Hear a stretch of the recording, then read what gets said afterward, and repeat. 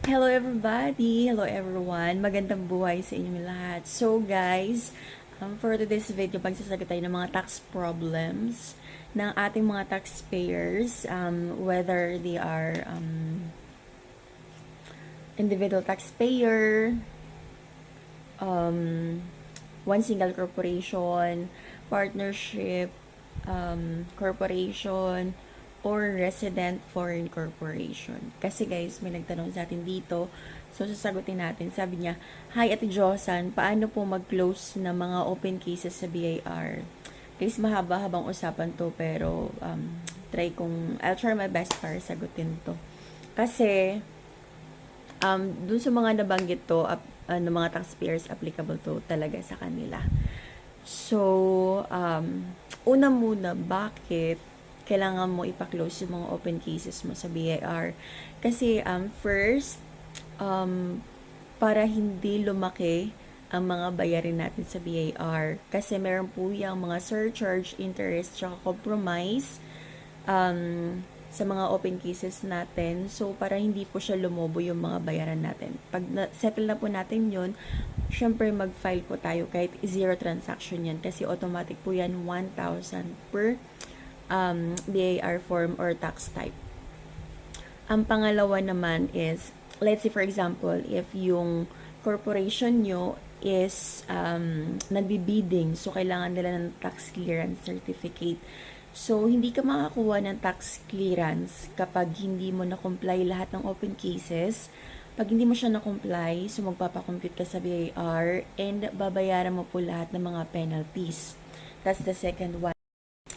So, hi guys, yung pangatlo nating reason bakit kailangan mo ma-settle or ipa-close lahat ng ating mga open cases is, let's say for example, pag nag-transfer po kayo ng business nyo, example from Green Hills to Pasig or BIR Makati to Mandaluyong, kailangan nyo po talaga i-comply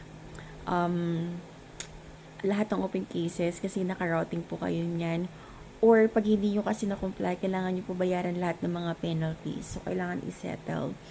Kasi hindi po kayo mabibigay ng certification for transfer ng business nyo kung hindi po lahat bayad. So, yun po yung pangatlong reason natin. And yung pang-apat na reason naman guys is, let's say for example, pag nag-business closure kayo. So, pag business closure kasi dapat lahat na-comply nyo, dapat lahat ng open cases na settle na para bigyan po kayo nila ng business closure certificate or certificate of no tax liability coming from the BIR. So, yun yung mga reasons, guys. And, yung open cases naman, guys, kung iisipin natin, madali lang siya.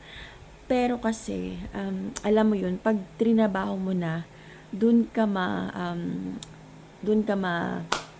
kukonsume ng oras kasi matrabaho talaga, lalo na madami na din ako mga napa-close na mga open cases sa BIR, iba't ibang BIR, RDO yan, and iba't ibang mga taxpayers dun nga sa mga nabanggit ko kanina. And may scenario kasi na meron kaming client na alam mo yung sobrang bilyonarya siya, tapos marami siyang mga corporations.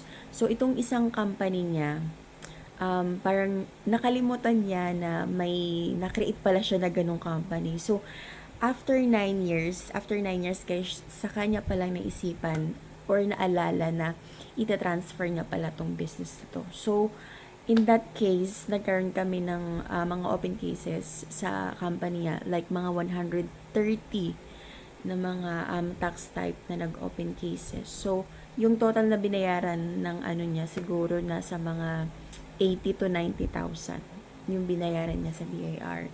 And ako naman nagpa-close no. So, good thing, clear na lahat and na-transfer na po yung business niya. So, guys, for now, I have here samples na mga open cases. Ano to, corporation, guys. So, nakalagay dito, ITS, open cases. ITS, I think, ano siya, ito yung integrated tax system. Yun yung pinaka-latest na Kasi before ata, IRIS, Internal Revenue Integrated System. Parang mga ganun. So guys, pag gusto nyo makakuha ng copy nito sa BIR, punta lang po kayo sa BIR kung saan kayo naka-registered. Hindi po pwede, let's say for example, sa BIR Makati ka naka-register, tapos pupunta ka ng BIR Pasay. So, walang ganun. So, wala silang record. So, kailangan pumunta ka sa BIR kung saan ka naka-register. Kasi, bawat location naman is may area jurisdiction yan. So, pag nakapunta na kayo sa BIR, punta na po kayo sa tax compliance sections or minsan sa officer of the day, meron din silang copy niyan. Magtanong na lang po kayo doon para makapagkuha kayo ng mga list ng mga open cases nyo or sabihin nyo na lang pa CMS, case monitoring system kayo. Yung mga requirements, nabanggit ko na to sa unang vlog, pwede nyo i-visit doon. Ayan, so pag nakakuha na po kayo ng copy ng mga open cases nyo, parang ganito siya. So ito, naka-ITS open cases siya. Yung system naman kasi ng BIR, i-check nila yan sa old and new system nila. Kasi bibigyan kayo ng copy. So, yung system nila kasi guys is yung naka-register yung mga registration nyo ng business nyo, and then yung filing nyo and payment, tapos na monitor din nilang compliance nyo guys kung bayad ba to lahat or may discrepancy ba sa lahat ng binayaran nyo. So, yun yung helpful tools ng ating BIR. So, guys, dito sa example na to, makikita mo yung PIN, company name, then yung address. And then, sa baba naman, yung form type, return period, case type, case status. Pag case status, pag O, open pa yan, open case. Pag C naman, close na yung, tax type form. Tapos case number, may date creation pa dito nakalagay. So, let's say for example, dito kasi sa sample natin guys, ng company is, may mga 1601C siya na hindi daw na i-file starting from January 1, February, March, April, to April 2024. So, bago lang to guys. And then, may 2550Q siya. Hindi rin na-i-file to. Mga December 31, 2023 and 2550Q. First quarter ng 2024. So, yun daw yung open cases ng company na to. So, ang first na gagawin ko dyan is tatanungin ko muna yung company na to, ano po ba yung gamit nyo na pag-filing? EFPS po ba?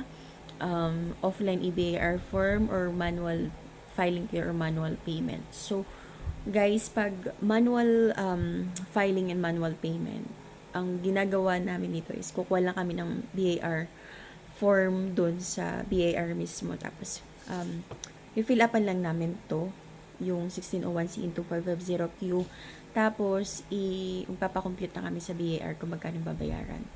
Pag offline EBAR form naman, syempre, itong 1601C tsaka 2550Q, doon kami magta-type para ma-comply. Tapos, ang ilalagay muna namin na amount is 0 para si BIR na po yung bahala maglagay ng amount, tapos tatakan nila. Tapos, guys, pag EFPS naman, yung company na yan is, wag yun muna siyang isubmit, yung 1601C tsaka 2550Q. Lagyan nyo muna siya ng 0, tapos save lang. So, pagka-save na yan, ipakita nyo lang sa BIR, and then, para compute na nila, tapos, lagyan nila ng amount, tsaka tatakan. Tapos, guys, take note, pag EFPS filer kayo, wag po basta-basta magbayad sa bangko ng manual kasi may surcharge po tayo dyan or may penalty. So, pag EFPS kayo, kailangan doon lang po kayo magbayad sa online ng EFPS niyo. Kasi may kakilala ako or let's say for example, nagbayad kasi siya ng BAR form niya, yung tax type niya is 500,000. So, sa 500,000 na yun, nag-manual payment siya kahit EFTS na. E di may surcharge na penalty like 25%. So, yung 500,000 na binayaran niya times 25%, magkano yun? Siguro nasa 125,000. Yun yung binayaran niya lahat, 625,000. It's because of the wrong venue.